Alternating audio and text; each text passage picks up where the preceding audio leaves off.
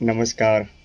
આજે આપણા વર્કશોપ ઉપર આઈટેન કાર્ડ આવી છે, જેમાં આપણે ઓઇલ બદલવાનું છે, જોડે ફિલ્ટર પણ બદલી નાખીશું અને કુલન્ટ રિપ્લેસ કરીશું. ત્યારબાદ જમ્પર જે ખોલી અને આપણે આ નવા નાખી દઈશું, જે ગેબ્રિયલના હશે.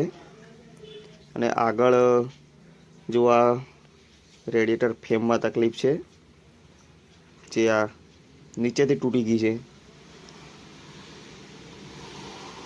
જે નીચે અડવાથી આ ક્રેક પડી ગયો છે, જેને પણ આપણે હવે રિપ્લેસ કરવાની છે.